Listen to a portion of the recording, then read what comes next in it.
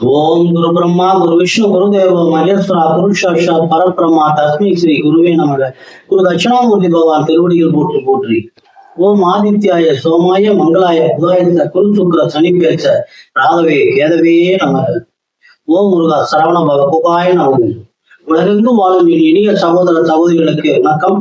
நம்ம சேனலுக்கு ஆதரவு கொடுத்துட்டு வர எல்லா நல்ல உள்ளங்களுக்கு முதல்ல நன்றி. நம்ம இந்த பதிவுல என்ன பாக்குறோம்னா 2025 பிப்ரவரி மாதம் கடக ராசிக்கான ராசி பலன்களை பார்ப்போம். இந்த ராசி பலன்கள்ல கிரகங்கள் இந்த மாதம் எந்தெந்த கிரகங்கள் எங்கெங்க மாறி இருக்கு, அதனால என்ன பலன்கள் மாறி இருக்கு அப்படிங்கிறதையும், உங்க ராசியில் இருக்கக்கூடிய ஒவ்வொரு நட்சத்திரங்களுக்கும் உண்டான பிப்ரவரி மாதத்திற்கான சுப நாட்கள் எது எது, அசுப நாட்கள் எது எது, யோக நாட்கள் எது எது அப்படிங்கிறதையும், எது சந்திராசிரமங்கள் எதிலிருந்து என்னைக்கு வரைக்கும் அப்படிங்கிற எல்லா விஷயங்களையும் இப்ப நாம இதுல பார்க்கலாம். முதல்ல ராசி பலனை பார்த்தலாம். நம்ம ராசி பலனை பாக்குறப்ப நிறைய பேர் கமெண்ட்ல கேட்கறது என்னன்னா, கடக ராசி சிம்ம லக்னம், சிம்ம ராசி கடக லக்னம், எங்களுக்கு எப்ப விடிவு காலம் வரும், ரொம்ப பிரச்சனையாவே இருக்குது, எப்ப பார்த்தாலும் கஷ்டம் கஷ்டம் கஷ்டம்னே இருக்கிறோம் அப்படின்னு சொல்லிட்டு கேட்டு இருப்பாங்க. அவங்களுக்கெல்லாம் இந்த மாசம்தான் மிகப்பெரிய ஒரு விடிவு காலம். மிக உங்களை எல்லாம் கோடீஸ்வரன் ஆக்கக்கூடிய ஒரு மாதமா தான் இந்த மாதத்தை நான் பார்க்கிறேன். ஏன்னா உங்க ராசிக்கு 2ஆம் இடத்து அதிபதியான சூரிய பகவான் உங்க ராசிக்கு 7ஆம் இடத்துல இருக்கிறார். முதல்ல எப்போ 12ஆம் தேதி வரைக்கும் உங்க ராசிக்கு 2ஆம் இடத்து அதிபதி தனஸ்தானாதிபதி 7ஆம் இடத்துல இருக்கிறதுனால கூட்டு தொழில், வியாபாரம், நண்பர்கள் மூலமா, அரசு துறை சார்ந்த மூலமா, காலி நிலம் வாங்குறது விற்கிறது மூலமா உங்களுக்கு இந்த மாதம் மிகப்பெரிய ஒரு நல்ல வருமானம் இருக்கு.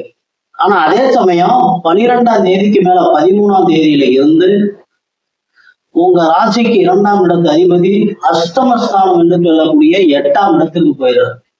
அப்ப 8ஆம் இடத்துக்கு போறப்ப அதுக்கு முன்னாடியே நீங்க பூர்வீக சொத்துக்கள்ல பிரிக்கிறது, நிலம் பிரிக்கிறது, தந்தையினுடைய சொத்தை பிரிக்கிறது, இந்த மாதிரி இருக்கிறது, தந்தையிலிருந்து வர வேண்டிய வரவு, இதெல்லாம் 12ஆம் தேதிக்கு முன்னாடியே நீங்க சரி பண்ணி வச்சுக்கணும்.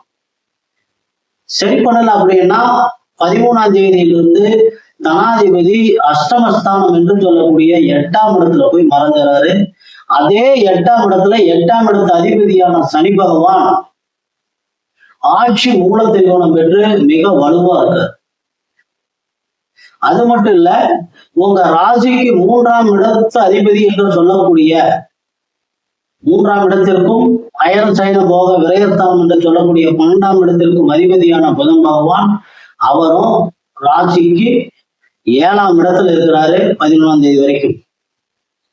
12ஆம் தேதியிலிருந்து அவரும் அஷ்டமஸ்தானத்துக்கு வந்துறாரு. ஆக 12ஆம் தேதிக்கு மேல தனாதிபதி, சகோதர ஸ்தானாதிபதி, அஷ்டமாதிபதி ஆகிய 3 பேருமே ரொம்ப வலுவா இருக்கிறாங்க. அதனால 12ஆம் தேதிக்கு மேல எக்காரணம் கொண்டும் அரசு துறையில் இருக்கிறவங்களுக்கும் உங்களுக்கும் வீட்டு வேலைக்காரங்களால பிரச்சனைகள் வரலாம். நீங்க எப்பவும் போட்ட டாக்குமெண்ட் உங்களுக்கு பிரச்சனை நிக்கலாம். புதுசா ஒப்பந்தங்கள் போடுறது, இதையெல்லாம் நீங்க இந்த மாசம் கண்டிப்பா தவிர்த்துடும். அப்பதான் நீங்க நிம்மதியா இருக்க முடியும். நம்ம ஏன்னா தானம் இருந்தோம் அப்படின்னா நம்ம பிரச்சனையை சந்திச்சுக்கணும். கோர்ட்டு கேஸ், வம்பு வழக்குன்னு நம்ம தான் அலைஞ்சிட்டு இருக்கோம். அதுக்கு அடுத்து பாத்தீங்கன்னா உங்க ராசிக்கு சுகஸ்தானம், தாய், வண்டி, வாகன யோகம் என்று சொல்லக்கூடிய 4ஆம் இடத்திற்கும், லாபஸ்தானம் என்று சொல்லக்கூடிய நம்மளுடைய விருப்பங்களை எல்லாம் நிறைவேற்றி தரக்கூடிய லாபஸ்தானம் என்று சொல்லக்கூடிய லாபாதிபதியான சுக்கிர பகவான், சுக லாபாதிபதியான சுக்கிர பகவான் உங்க ராசிக்கு 9ஆம் இடத்துல பாக்கியஸ்தானத்துல, சுகஸ்தானாதிபதி ஒரு கேந்திராதிபதி ஒரு கோணம் ஏறாரு. 9ஆம் இடத்துல உச்சம், சுகஸ்தானாதிபதி 9ஆம் இடத்துல உச்சம் அடைகிறார். மிகப்பெரிய ஒரு அதிர்ஷ்டம்.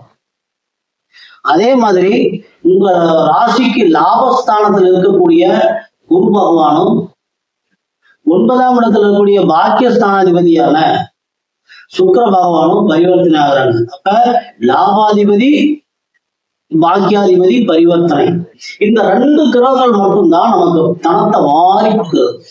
இப்ப 2 பேருமே அருமையான இடத்துல, ஒருத்தர் லாபஸ்தானத்திலேயே ஒரு பாக்கியஸ்தானத்துல இருக்கிறதுனால இந்த மாசம் உங்களுக்கு மிகப்பெரிய விடிவு காலம், செல்வ செழிப்பான ஒரு மாசமா இருக்க போகுது.